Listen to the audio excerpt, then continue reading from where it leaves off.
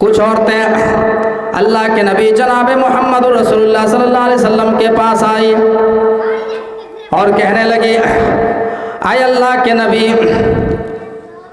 आप रोज़ाना मर्द हजरात को दर्स देते हैं, कुरान और हदीस की तालीम देते हैं और हम महरूम रह जाते हैं। हमारे लिए भी कोई एक दिन मुतय्यन कर दीजिए या हमें भी साथ में आने की परमिशन दीजिए, हम भी बगल में बैठ करके कुरान और हदीस का इल्म हासिल करेंगे, हम भी दीन का इल्म हासिल करेंगे।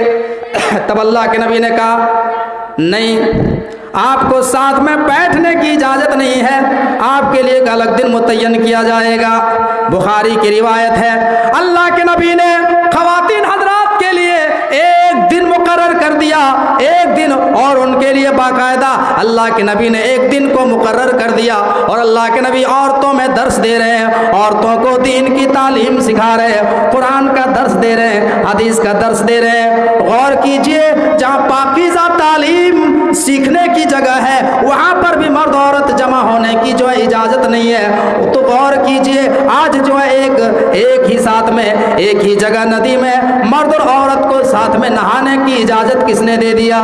मेरे प्यारे साथियों, आज हमने अपने मुआशरे से गैरत का जनाजा निकाल दिया है, आज हमारे मुआशरे से शर्म व हया का जनाजा निकल गया है, आज हमारे अंदर शर्म व हया ख़त्म हो गई है।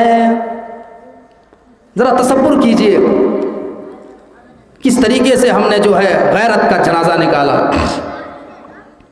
एक मैं वाक़या आपके सामने बयान करने वाला हूँ, बहुत ही दिलचस्प वाक़या है। इस वाक़े से हमें बहुत कुछ जो है समाज के अंदर जो है सीखने को मिलेगा और ये पता चलेगा कि हमारे मुआशरा जो है किस दिहाने में पहुँच चुका है। बड़ा ही दिलचस्प वाक़या है, बुखारी शरीफ के अंदर ये वाक़या दर्ज है और हदीस के रावी हज़रत अमर इब्न मैमून, वो फरमाते हैं कि मैं एक मर्तबा मुल्क यमन में बकरी चरा रहा था, बकरी की रेवड़ में था, मैं बकरी की रखवाली कर रहा था। ये वाक़या फतहुल बारी में तफसील से लिखा हुआ है, बुखारी की शरह फतहुल बारी के अंदर। अमर इब्न मैमून हदीस के रावी हैं, वो फरमाते कि मैं मुल्क यमन में एक जगह बकरी चरा रहा था, बकरी की रखवाली में कर रहा था। मैंने देखा कि वहाँ पे एक बंदर और एक बंदरिया को मैंने देखा, एक बंदर और उसके साथ में एक बंदरिया आई, उसी की बंदरिया थी, उसी बंदर की बंदरिया थी। और मैंने देखा कि वो एक जगह आराम करने लगे और उस बंदर ने, जो उसकी बंदरिया थी, उस बंदरिया के जो है रान के ऊपर सर रख दिया और वो नींद तारी हो गई उनके ऊपर और वो सोने लगे, खर्राटे के नींद मारने लगे। बंदरिया ने देखा कि ये खर्राटे के नींद मार रहे हैं। बंदर जो है पूरी तरीके से खर्राटे की नींद लेके सो रहे हैं, पूरी तरीके से। बंदरिया ने देखा कि एकदम ये गफलत की नींद सो पड़े हुए हैं। इतने में अमर इब्न मैमून फरमाते हैं कि मैंने इतने में देखा कि एक नाटे कद का बंदर आया, वहीं पे एक नाटे कद का बंदर आया और उसने उस बंदरिया को कनखी मारी। कनखी कैसे मैं समझाऊँ? कनखी मतलब आँख मारी कि मेरी तरफ आ जाओ, इशारा किया और उस नाटे कद की बंदर ने जो है उस बंदरिया को अपने पास बुलाया और उसको अपने पास ले गए और उसके साथ जो है गलत काम किया, ज़िना किया। अमर इब्न मैमून फरमाते हैं कि मैं पूरा ये मंजर देख रहा था। जब वो बंदर और वो नाटे कद का बंदर और बंदरिया ज़िना से फारिग हुए और जब बंदरिया ने ज़िना कर ली और फिर बंदरिया आए अपने बंदर के पास और धीरे से जो है सर के नीचे हाथ डालने लगे और सर अपने रान के ऊपर रख लिया। जैसे ही बंदरिया ने अपने बंदर के सर को अपने रान के ऊपर रखा, बंदर हड़बड़ा के उठ गया और बंदर सूंघने लगा। बस बंदर समझ गया कि मेरी बंदरिया ने तो गुल खिला दिया है, मेरी बंदरिया ने जो काम करना था वो कर दिया, गलत काम कर दिया, मेरी बंदरिया ने जिना कर लिया। अब वो बंदर जोर जोर से चीखने लगा, खो खो खो, पूरी तरीके से चिल्लाने लगा। इस खो खो की आवाज को सुनकर जंगल में बहुत सारे बंदर जमा हो गए। जंगल में बहुत सारे बंदर जमा हो गए और सारे बंदरों ने मिल करके उस बंदरिया पर जोर डाला और फिर बंदरिया ने भी अपनी गलती का इकरार कर लिया कि हाँ, हमने ये गुलछर्रे उड़ाए। फिर सारे बंदरों ने पूरे जंगल में तलाशी ली और उस नाटे कद के बंदर को पकड़ने में कामयाब हो गए। नाटे कद के बंदर को पकड़ने में कामयाब हो गए। उसको पकड़ के लाया गया और उस पर जोर डाला, उसको प्रेशर बनाया और उसने भी अपनी गलती का इकरार कर लिया, अपने जुर्म को कबूल कर लिया कि हाँ, हमने इस बंदरिया के साथ गुलछर्रे उड़ाए। फिर सारे बंदरों ने मिलकर के एक गड्ढा खोदा। मैं यूट्यूब चैनलों से मीडिया वालों तक ये खबर पहुंचा देना चाहता हूं, मीडिया वालों लिखो, जानवरों के भी अंदर इतनी गैरत है कि जानवर भी अपने समाज के अंदर और अपने मुआशरे के अंदर जिनाकार बंदर और बंदरिया को समाज के अंदर जिंदा रहने का हक नहीं देता है। बंदरों ने मिलकर के गड्ढा खोदा और गड्ढा खोदने के बाद उस नाटे कद के बंदर को पकड़ के लाया और उस बंदरिया को पकड़ के लाया और दोनों को उस गड्ढे में डाल दिया। और सारे बंदरों ने पत्थर जमा किए और सारे बंदरों ने पत्थर जो है बरसाना शुरू कर दिए और सारे बंदरों ने मिलकर इतना पत्थर मारा कि जब तक दोनों मर नहीं गए।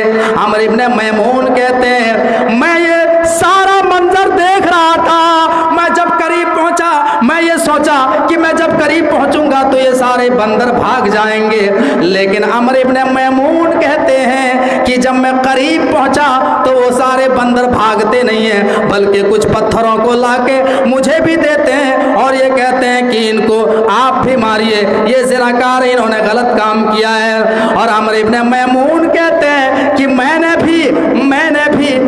भी उसको पत्थर मारे।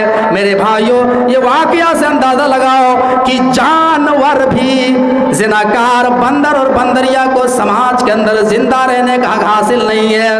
अमर इब्ने मैमून फरमाते हैं, जब ज़िना की आयत नाजिल हुई तो मैंने अल्लाह के रसूल से कहा, अल्लाह के रसूल, मैं मान गया कि आप यकीनन अल्लाह के रसूल हैं, आपके ऊपर अल्लाह ने कुरान नाजिल किया है। मैंने मान लिया कि आप अल्लाह की तरफ से रसूल हैं और आपके ऊपर अल्लाह रब्बुल आलमीन ने कुरान नाजिल किया है। जब ये ज़िना की आयत नाजिल नहीं हुई थी, उससे पहले मैंने भी एक ऐसा वाकया देखा मुल्क यमन के अंदर मैंने देखा कि बंदर और बंदरिया को ज़िना जिसने किया था, सारे बंदरों ने जो मिलके उसको मार डाला, समाज के अंदर उनको जिंदा नहीं रहने दिया। और अल्लाह के नबी, ये कुरान जो है ज़िनाकारी के बारे में आयत नाजिल हुई कि जो कुंवारा लड़का और कुंवारी लड़की अगर ज़िना करे तो उसको 100 कोड़े मार के 1 साल के लिए शहर बदर कर दो, गांव से निकाल दो। और अगर शादीशुदा ज़िना करे तो उसको पत्थरों से मार मार के हलाक कर दो। मुझे कुरान करीम के ऊपर पूरा यकीन हो गया, मैं आपको रसूल पर हक मानता हूँ, आप अल्लाह के रसूल हैं और ये कुरान अल्लाह की किताब है। अल्लाह के नबी अमर इब्ने मैमून के हाथ को पकड़ते हैं और कहते हैं, ऐ लोगों, अमर इब्ने मैमून से सुनो, जानवर भी ज़िनाकार बंदर और बंदरिया को समाज के अंदर जिंदा रहने का हक हासिल नहीं है। आज अपने गांव के अंदर, अपने मुआशरे के अंदर पता लगाओ कि कितने लड़कों का ताल्लुक है लड़कियों से और कितने जो है लड़के रात भर जो है 12 बजे रात तक जो है मोबाइल पे, व्हाट्सएप पे बातें करते हैं, चैटिंग करते हैं। मेरे भाइयों, ये समाज में तुम्हें जिंदा रहने का हक दिया किसने है? मेरे भाइयों, ये कुरान कहता है कि अगर कुंवारा आदमी गलत काम करे, कुंवारा लड़का और लड़की अगर ज़िना करे तो उसको 100 कोड़े मारो इस्लामी मुल्क में और 1 साल के लिए शहर बदर कर दो, 1 साल के लिए शहर से निकाल दो।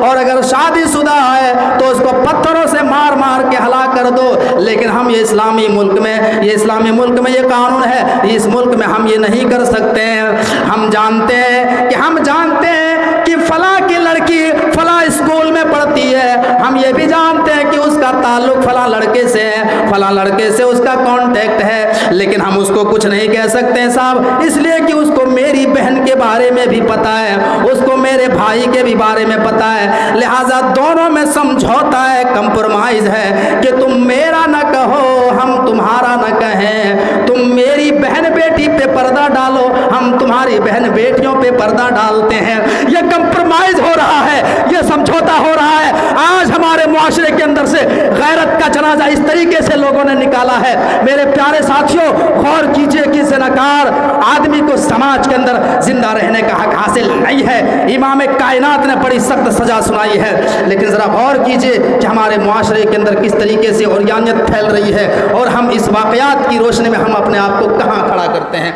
हमारा मुआशरा कहाँ जा रहा है। मेरे भाइयों, मेरी माँ और बहनों, मेरी बहनों, अपनी इज्जत को तुम इतनी आसानी से कैसे लुटा देती हो?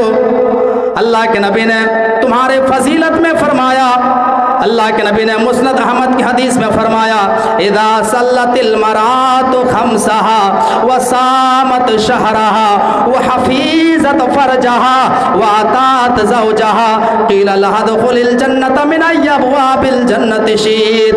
अल्लाह के नबी फरमाते हैं कि जो औरत ये चार काम कर ले, जो औरत चार काम कर ले, इदा सल्लतिल मरातु खम्सहा, जो औरत पांचों टाइम की नमाज पाबंदी से पढ़ ले, सिवाय उन दिनों में जिन अय्याम में औरतों के ऊपर नमाज माफ़ है, यानी जिन अय्याम में कुछ मखसूस अय्याम है औरतों के ऊपर नमाज माफ़ है, हैज़ के अय्याम में नमाज माफ़ है, उन अय्याम को छोड़कर जो औरत पांचों टाइम की नमाज पाबंदी से पढ़ती हो, इदा सल्लतिल मरातु खम्सहा व सामत शहरहा, और जो रमज़ान के रोज़े को पाबंदी से रखती हो, व अतात ज़ौजहा, और जो अपने और अपने शौहर की फरमाबरदारी करते हो, वह हफीजत फरजहा, और अपनी इज्जत की हिफाजत करती हो।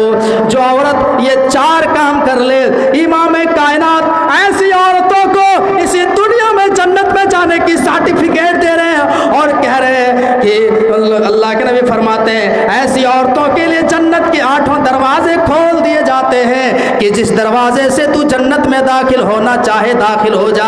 मर्दों के लिए जन्नत में जाने के लिए बहुत पापड़ बेलना पड़ेगा, लेकिन ख़वातीन हजरात के लिए इमाम कायनात ने बहुत आसान तरीके बताए हैं। अगर ये चारों काम कर ले तो औरत जो है बहुत आसानी से जन्नत हासिल कर सकती है। हमारे मुआशरे के अंदर आज ये चारों कमियां पाई जाती है। हमारी माएँ बहनें ना नमाज की पाबंदी है, ना रोज़े की पाबंदी है, अपने शौहर की फरमाबरदारी नहीं करती है, अपने शौहर की नाफरमानी कर रही है, अपनी इज्जत को जहाँ तहाँ लुटा रही है। हमारी लड़कियाँ जो है अपनी इज्जत को नीलाम कर रही है, बाजारों में घूम रही है, जो है पार्कों में जो है लड़कों के साथ जो है अपनी इज्जत की छलनी कर रही है। मेरी बहनों, मेरी माओ, इमाम कायनात ने तुम्हारी इज्जत को बहुत ज़्यादा बुलंद कर दिया, तुम्हारी इज्जत को बहुत ज़्यादा बुलंद कर दिया, खाने काबा से भी ज़्यादा आपकी इज्जत व आबरू को बुलंद कर दिया।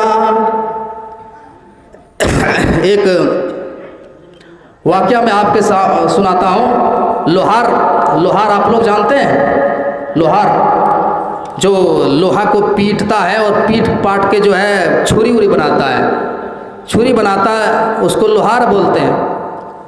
लोहार हम लोग अपनी भाषा में उसको कमार बोलते हैं। जो लोहा को गर्म करके पीटता है, छुरी बनाता है, कुदाल बनाता है, वो लोहार। एक औरत जो है अल्लाह के नबी के ज़माने में मदीने के अंदर ये वाक़या पेश आया। इस वाक़े को जंगे बनु कैनका के नाम से याद किया जाता है। जंगे बनु कैनका, ये वाक़या कब पेश आया? सन 2 हिजरी में। सन 2 हिजरी में ये वाक़या पेश आया।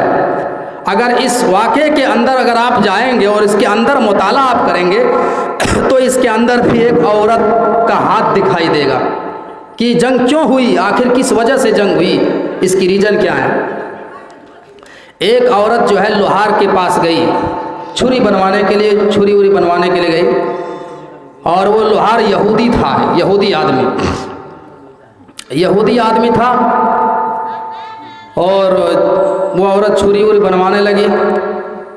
लोहार यहूदी आदमी जो है बहुत कोशिश की कि किसी तरीके से इसके हिजाब को उतार दिया जाए, किसी तरीके से इसके चेहरे को खोल दिया जाए, हम इसके चेहरे को देख लें। लेकिन जब यहूदी की दाल नहीं गली, उनके चेहरे को खोलने में नाकाम रह गया, तो उसने एक गंदी चाल चली। उस यहूदी लोहार ने एक गंदी चाल चली। और क्या गंदी चाल चली?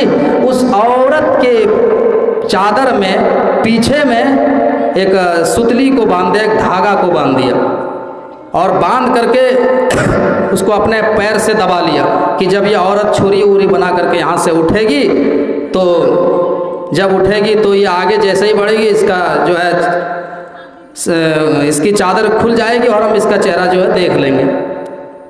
अब ये औरत जब छुरी उरी बना के उठने लगी, जैसे वो औरत छुरी उरी बना के आगे बढ़ती चली जा रही है, जैसे आगे बढ़ती चली जा रही है, उसकी चादर सरकती जा रही है और वो चादर जमीन के ऊपर गिर गई। जो औरत पर्दा लगा के आई थी, उसका चेहरा खुल गया और यहूदी हंसने लगा कि मैं तो अपने मकसद में कामयाब हो गया, मैं तो इसके चेहरे को देख लिया, मेरा जो मकसद था मैं कामयाब हो गया, मैं अपने मकसद में कामयाब हो गया।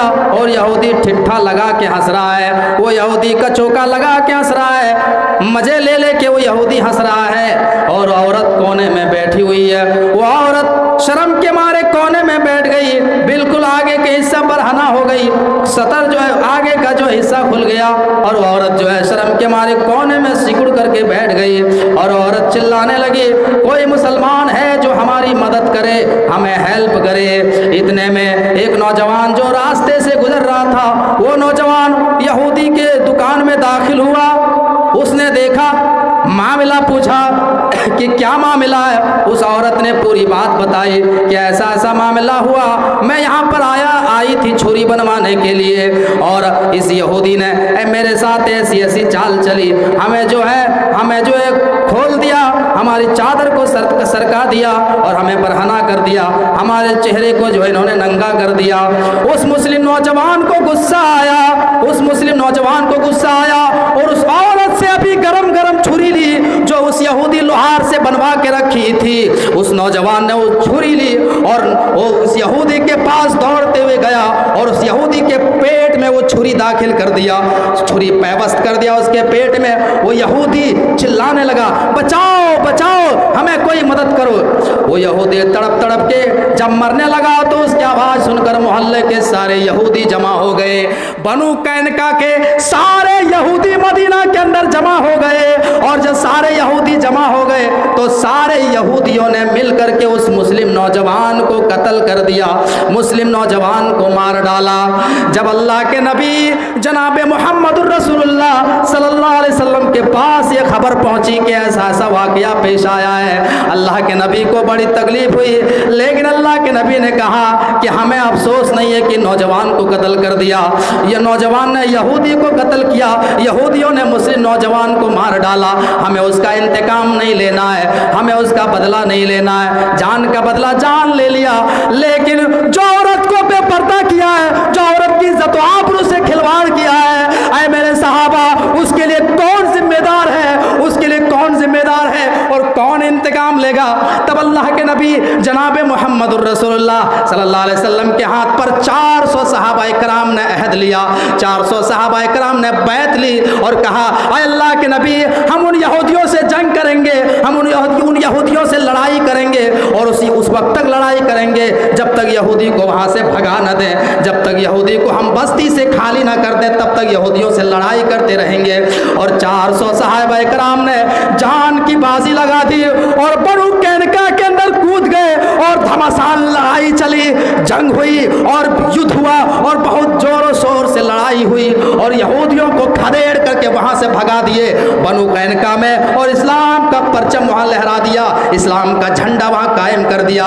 इस वाक़े से मैं आपको ये मैसेज देना चाहता हूँ, मेरी माँ और बहनों, तुम्हारी इज्जत और आबरू को बचाने के लिए 400 सहाबाए कराम ने अपनी जान की बाजी लगा दी थी और जो है तुम अपने जिस्म को इतनी आसानी से जो है पार्कों में लुटा रही हो। तुम ना जाने कहाँ कहाँ जो अपनी इज्जत व आबरू को बर्बाद कर रही हो।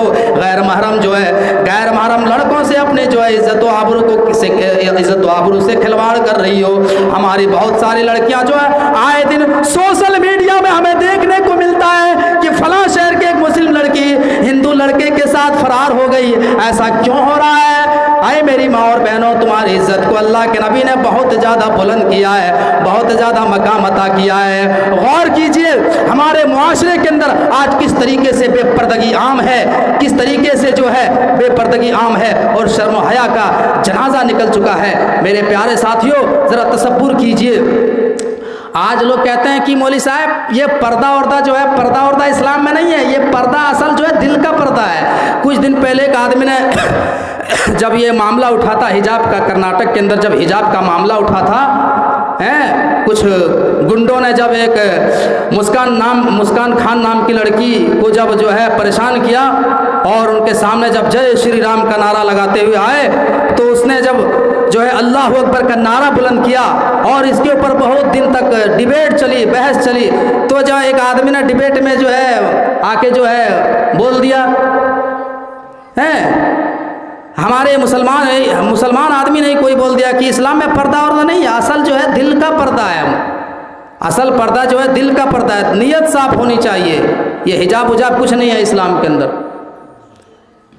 मैं आपसे एक सवाल करना चाहता हूँ, इस दुनिया में सबसे ज़्यादा पाकीज़ा औरतें कौन गुजरी है? सबसे ज़्यादा पाकीज़ा औरतें कौन गुजरी है? नबी की बीवियाँ अज़वाज मुतहरात उम्महातुल मोमिनीन। उनसे भी ज़्यादा पाकीज़ा औरतें कोई गुजरी है? बताइए, उनसे ज़्यादा पाकीज़ा औरतें कोई दुनिया में नहीं गुजरी।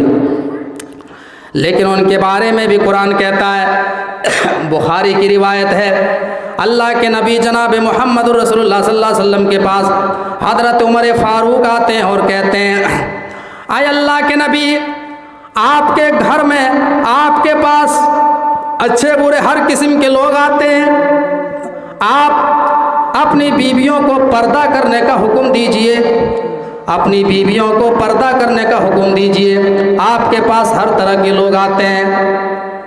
अल्लाह तबारक व ताला को ये बात पसंद आई और हज़रत उमर फ़ारूक की तायद में अल्लाह ने कुरान करीम में आयत करीमा नाज़िल की, वइज़ा सअलतुमूहुन्ना मताअन फसअलूहुन्ना मिन वराइ हिजाब ज़ालिकुम अतहरु लिक़ुलूबिकुम व क़ुलूबिहिन्ना। अल्लाह फरमाता है, ऐ लोगो, जब तुम नबी की बीवियों से कोई चीज़ तलब करो, कोई सामान तलब करो तो पर्दे के पीछे से तलब करो, इसमें तुम्हारे दिल की तकवा है और उसके दिल की भी सफाई है। ये मेरे प्यारे भाइयों, नबी की बीवियों से भी अगर कोई चीज़ तलब करनी है तो पर्दे के पीछे से तलब करो। ये जो है इस्लाम पाकीज़गी का तालीम देता है, इसमें तुम्हारी भी भलाई है, उसके दिल का भी यही जो है तकवा है। ये इस्लाम हमें जो है मैसेज देता है, ये हमें इस्लाम तालीम देता है। ज़रा गौर कीजिए। लेकिन आज हमारे मुआशरे के अंदर औरतों ने जो है शर्म हया का जनाजा निकाल के रख दिया, बेपर्दगी आम है। हमारे कौम की बेटियां, हमारे कौम की बच्चियां बेपर्दा मार्केटों में घूम रही है, मेलों में घूम रही है, जलसा भी सुनने आती है तो जलसा को मैंने बड़े बड़े जलसों में देखा, जलसा को मेला बना के रख देती है। मेकअप करके आ रही है, घूमने आ रही है, जलसा सुनने नहीं आ रही है। आज जो है किस तरीके से बेपर्दगी आम है हमारे मुआशरे के अंदर। हम अपने घरों की इस्लाह करें, अपनी बेटियों की इस्लाह करें। तो ये ख़वातीन के ताल्लुक़ से इतनी बातें काफ़ी है, फिर हम दूसरी तरफ जो है चलते हैं। मेरे प्यारे साथियों, गौर कीजिए, हम अपने घरों की इस्लाह कैसे करें? हम अपने घर वालों को किस तरीके से जहन्नम की आग से बचाएं? हम अपने मुआशरे की इस्लाह कैसे करें? हम अपने मुआशरे के लोगों को, अपने आप को और अपनी फैमिली को कैसे जहन्नम की आग से बचाएं? मेरे प्यारे साथियों, हमने कभी गौर किया है, हमने कभी सोचा है? ज़रा तसव्वुर करो, ये ठंडी का मौसम आया, ठंडी का मौसम, ठंडियों की शिद्दत से बचने के लिए हमने गर्म शाल का इंतज़ाम किया, हमने स्वेटर का इंतज़ाम किया, हमने कंबल का इंतज़ाम किया। ज़रा तसव्वुर कीजिए, लेकिन आखिरत की अजाब से बचने के लिए हमने कौन सा इंतज़ाम किया, अपने घर वालों के लिए हमने कौन सा फार्मूला अपनाया, अपने आप को जहन्नम के अजाब से बचाने के लिए हमने कौन कौन से इंतज़ामात किए, हमने अपने मुआशरे को बचाने के लिए, अपने मुआशरे की इस्लाह के लिए हमने कौन कौन से समाज में तरीके अपनाए। मेरे प्यारे साथियों, दुनिया की शिद्दत से परेशानियों से बचने के लिए हम तरह तरह के जो हथकंडे अपनाए, लेकिन आखिरत की परेशानियों से बचने के लिए हमने कौन कौन से तरीके अपनाए। मेरे प्यारे साथियों, एक सहाबी हैं हज़रत अबू हुरैरा, जिनको दुनिया जानती है, उलमाए करम बैठे हैं जानते हैं। हज़रत अबू हुरैरा जिन्होंने तकरीबन 5274 हदीसों को रिवायत किया है। साहब कितनी हदीसों को? 5274 हदीसों को रिवायत किया और उम्मत तक बाकायदा पहुंचाया है। नबी अकरम की सोहबत में बैठ करके जो है 5274 हदीसों को याद किया, भूखे प्यासे, कभी खाना मिला कभी नहीं मिला, बहुत शिद्दत और परेशानियों के साथ हज़रत अबू हुरैरा ने हदीसों को याद किया और उम्मत तक पहुंचाया।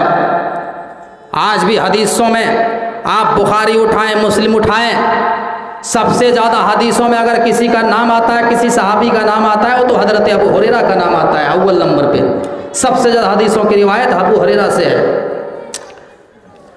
लेकिन उनका भी हाल देखिए और हम अपने आप को जायजा लें।